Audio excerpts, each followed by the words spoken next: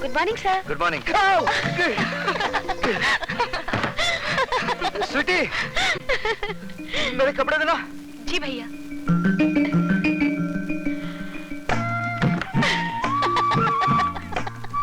ले, एक चांस तो तू खो ही चुकी है, अब दूसरे को पकड़ ही ले।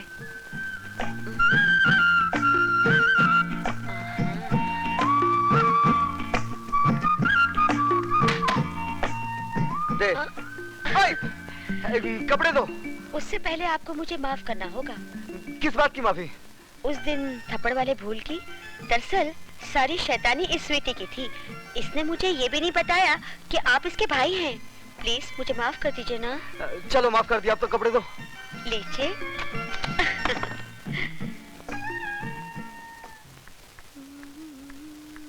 ए, इतना सज धज के कहाँ से आ रही है? पिताजी। अरे तू तो ऐसे बड़े बूढ़ी जैसे आग में घी पड़ गया। आग में घी नहीं पड़ा, माँ के सफेद दूध में बाप ने अपना जहर मिला दिया। अरे भाषण छोड़, अब मेरी बात मान। इसीलिए इसके जीते जी मैंने अपनी मांग का सिंदूर पोंछकर विधवाओं की ये सफेद साड़ी पहन ली। ये सफेद साड़ी मैं फिर से रंगीन बना दूं। तुम सिर्फ मेरी एक बात मान लो, गुरबचन जी भले आदमी, उनको अपना दामाद बना। तू जाता है? जाता हूँ, लेकिन याद रखना, एक दिन तुम बहुत पछताएगी।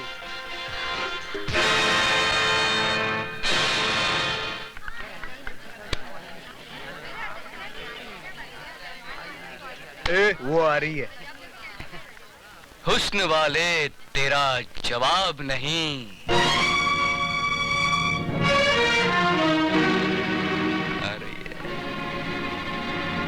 हाय मेरी जान। सिर्फ हड्डी मिली, कबाब नहीं मिला।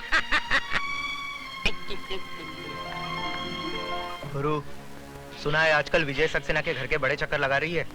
अच्छा, अरे तो क्यों ना गुरु से पहले चेला ही शक्कर खा जाए। चल चलो देखते हैं साली को।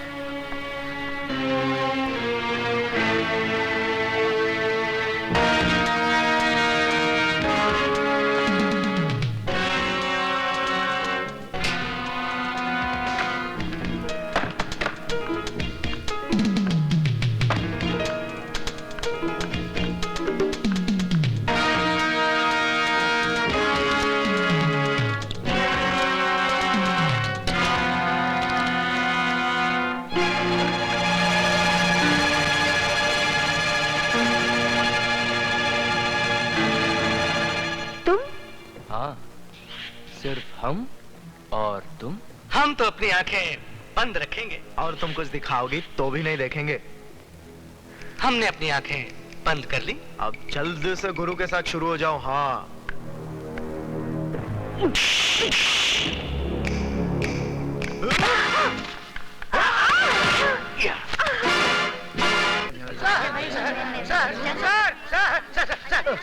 सर, गजब हो गया। आप जल्दी चलिए, नहीं तो मुसीबत खड़ी हो जाएगी। समंदर में बाढ़ आ जाएगी और मछलियां पेड़ के ऊपर चढ़ बैठेगी। अरे क्या बकवास कर रहे हो? बकवास नहीं सर, मैं आंखों देखा हाल बता रहा हूँ सर।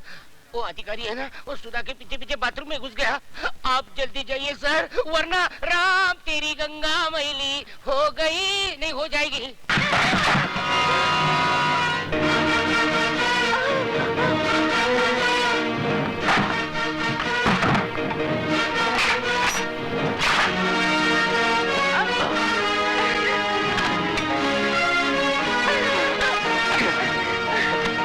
आज तुम लोगों को क्लासरूम में नहीं, बाथरूम में पढ़ाऊंगा, और ऐसा सबक पढ़ाऊंगा कि जब जब बाथरूम में जाओगे मेरी याद जरूर आएगी। हमारे रास्ते से हट जाना, नहीं तो तेरे को सुला डालूंगा। बेटे बाप को नहीं सुलाते, बाप बेटे को सुलाता है। तेरी तो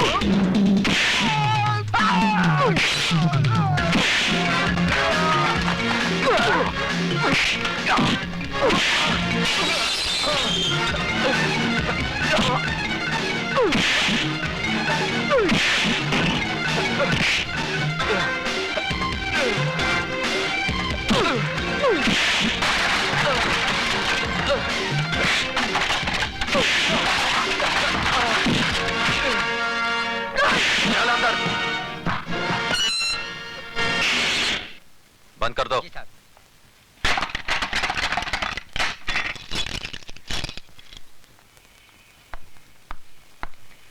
अब बता विजय, सिटी कॉलेज कब ज्वाइन किया?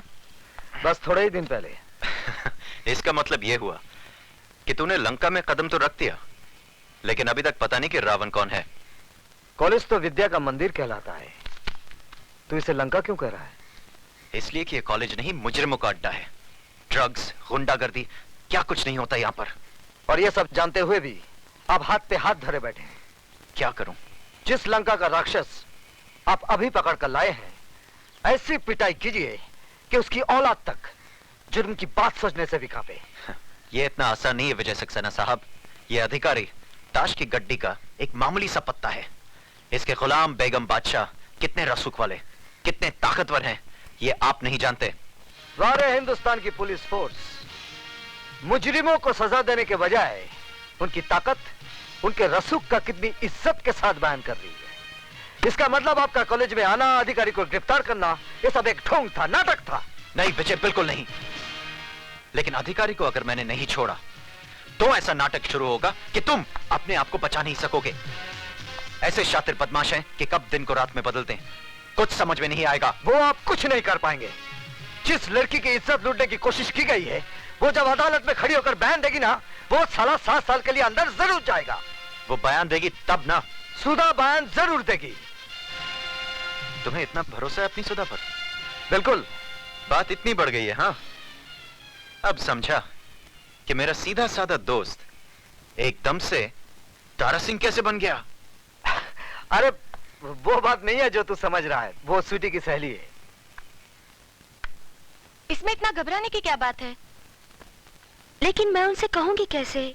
जैसे बॉबी में डिंपल कापड़िया ने कहा था, कयामत से कयामत तक में जूही चावला ने, और दिल में माधुरी दीक्षित ने, आई लव यू। वो पलट कर एक थप्पड़ मारेंगे और बोलेंगे कि मैं तुम्हारा प्रोफेसर हूँ या बॉयफ्रेंड। क्यों, प्रोफेसर बॉयफ्रेंड नहीं बन सकता? क्या उसे प्यार करने का हक नहीं है? हाँ है तो सही, लेकिन तुम्हारे भैया मुझे कुछ रूखे रूखे लगे। रूखे रूखे होते तो तेरी इज्जत बचाने के लिए खुद की जान को खतरे में ना डालते, बगल से ही चले जाते सूखे सूखे। यार तेरी बात में दम तो है। इसका मतलब सिर्फ मैं ही तेरे भैया पे ऊहू नहीं हूँ, वो भी मुझ पे ऊहू है। You are right, absolutely right. यानी कि आग दोनों तरफ लगी हुई है। बिल्कुल। इससे पहले कि जमाने की फायर ब्रिगेड इस आग को ठंडा कर दे, इसे और भड़का दे। ओह, भैया भी आ गए। अब मैं क्या करूं? वही जो मैंने समझाया। ठीक है।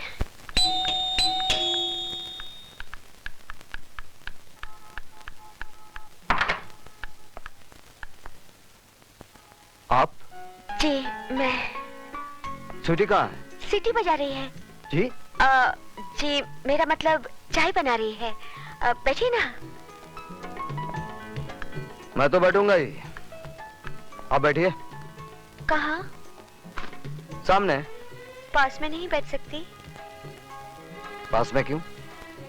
जान पर खेलकर आपने मेरी इज्जत बचाई है। किसी का शुक्रिया इतनी दूर से कैसे अदा किया जा सकता है? शुक्रिया जबान के जरिए फासले से भी अदा किया जा सकता है। मगर फासले से आग कैसे भड़केगी? कौन सी आग? वो फायर ब्रिगेड की आग, जिसे जमाने के आने से पहले ही भड़कानी है। क्या? जमाने के आने से नहीं, जिसमें आत्माओं का नहीं, जिस्मों का मिलन करना है। क्या बक रही हो? वही माधुरी ने जो डिंपल के भाई से कयामत के रास्ते पे पका था। क्या? जूही ने चाय वाले के दिल में बका था। पर क्या? वही जो आपको बकना है। सॉरी, मुझे बोलना है। अब जो भी बोलना है जल्दी बोलिए। जल्दी कैसे बोलूं? ठीक है, आंखें बंद करके बोलती हूँ। I love you.